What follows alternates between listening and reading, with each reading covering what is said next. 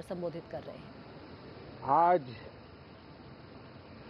सावन का पहला सोमवार है। इस पवित्र दिवस पर एक महत्वपूर्ण सत्र का प्रारंभ हो रहा है और सावन के इस पहले सोमवार को मैं देशवासियों को बहुत बहुत शुभकामनाएं देता हूं। आज संसद का मानसून सत्र का भी आरंभ हो रहा है। देश बहुत बारीकी से देख रहा है कि संसद का यह सत्र सकारात्मक हो, सृजनात्मक हो और देशवासियों के सपनों को सिद्ध करने के लिए एक मजबूत नींव रखने वाला हो। साथियों, भारत के लोकतंत्र की जो गौरव यात्रा है उसमें ये एक महत्वपूर्ण पड़ाव के रूप में मैं देख रहा हूं। व्यक्तिगत रूप से मुझे भी, हमारे सभी साथियों को भी ये अत्यंत गर्व का विषय है कि करीब 60 साल के बाद कोई सरकार तीसरी बार वापस आए और तीसरी पारी का पहला बजट रखने का सौभाग्य प्राप्त हो। ये भारत के लोकतंत्र की गौरव यात्रा की अत्यंत गरिमापूर्ण घटना के रूप में देश इसे देख रहा है। ये बजट सत्र है। मैं देशवासियों को जो गारंटी देता रहा हूं, क्रमशः रूप से उन गारंटियों को जमीन पर उतारना, इस लक्ष्य को लेकर के हम आगे बढ़ रहे हैं। ये बजट अमृतकाल का एक महत्वपूर्ण बजट है। हमें 5 साल का जो अवसर मिला है, आज का बजट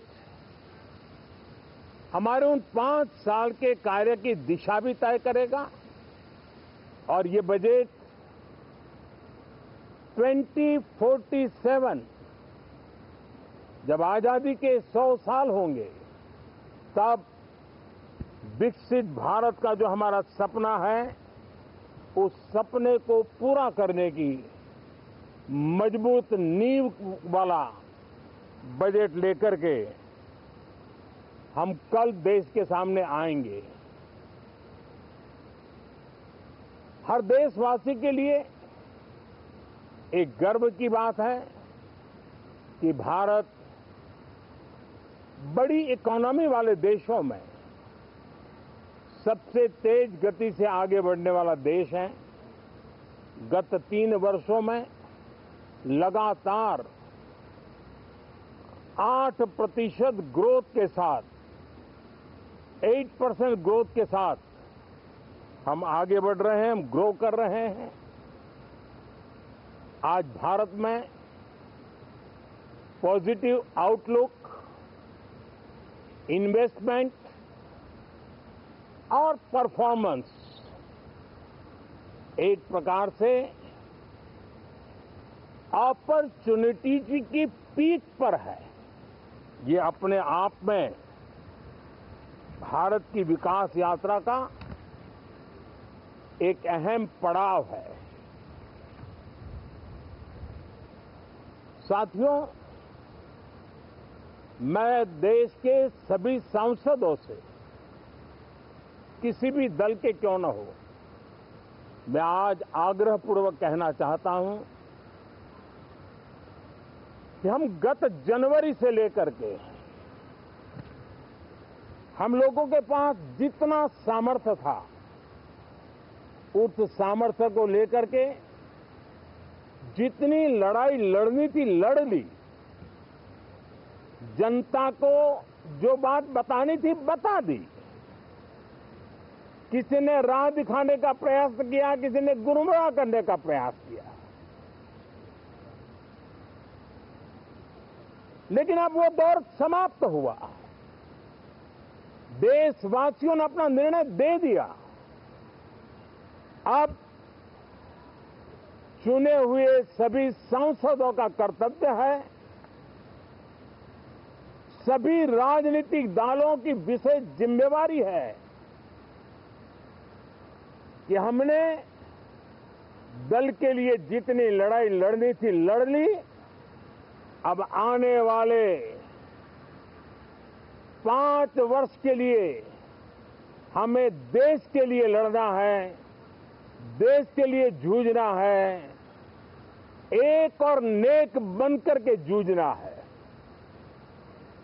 मैं सभी राजनीतिक दलों से भी कहूंगा कि आइए हम आने वाले 4 साढ़े 4 साल दल से ऊपर उठ करके सिर्फ और सिर्फ देश को समर्पित होकर के संसद के इस गरिमापूर्ण मंच का हम उपयोग करें। जनवरी 29 जब चुनाव का वर्ष होगा, आप उसके बाद जाइए मैदान में, सदन का भी उपयोग करना है कर लीजिए। वो 6 महीने जो खेल खेलने खेल लीजिए, लेकिन तब तक सिर्फ और सिर्फ देश के गरीब, देश के किसान, देश के युवा, देश की महिलाएं, उनके सामर्थ्य के लिए, उनको एम्पावर करने के लिए जन भागीदारी का एक जन आंदोलन खड़ा कर करके 2047 के सपने को पूरा करने के लिए हम पूरी ताकत लगाए। मुझे आज बहुत दुख के साथ कहना है कि 2014 के बाद कोई सांसद 5 साल के लिए आए, कुछ सांसदों को 10 साल के लिए मौका मिला, लेकिन बहुत से सांसद ऐसे थे जिनको अपने क्षेत्र की बात करने का अवसर नहीं मिला, अपने विचारों से संसद को समृद्ध करने का अवसर नहीं मिला, क्योंकि कुछ दलों की नकारात्मक राजनीति ने देश के संसद के महत्वपूर्ण समय को एक प्रकार से अपनी राजनीतिक विफलताओं को ढांकने के लिए दुरुपयोग किया है। मैं सभी दलों से आग्रहपूर्वक कहता हूं कि कम से कम जो पहली बार सदन में आए हैं, ऐसे बहुत बड़ी संख्या में हमारे माननीय सांसद हैं और सभी दल में हैं, उनको अवसर दीजिए, चर्चा में उनके विचारों को प्रकट करने का मौका दीजिए, ज्यादा से ज्यादा लोगों को आगे आने का अवसर दीजिए। और आपने देखा होगा कि पार्लियामेंट के नए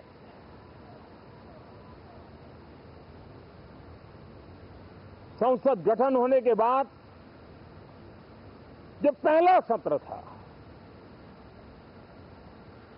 140 करोड़ देशवासियों ने बहुमत के साथ जिस सरकार को सेवा करने का हुक्म किया है देशवासियों ने, उसकी आवाज को कुचलने का और लोकतांत्रिक प्रयास हुआ।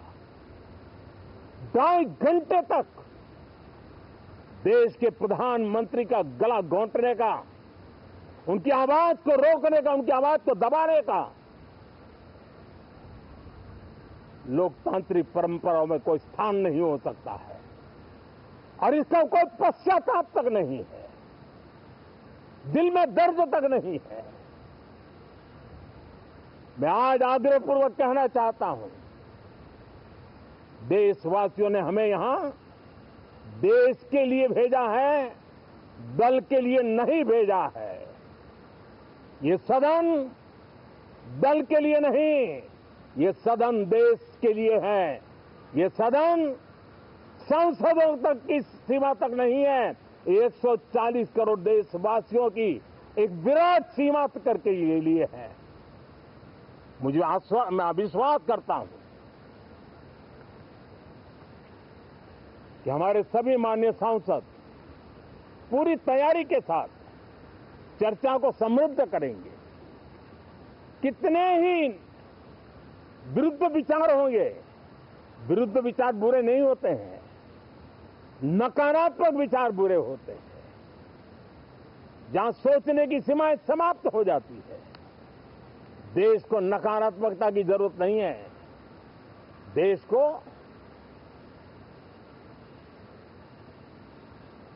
एक विचारधारा, प्रगति की विचारधारा, विकास की विचारधारा, देश को नई ऊंचाइयों पर ले जाने वाली विचारधारा से हमें आगे बढ़ाना होगा।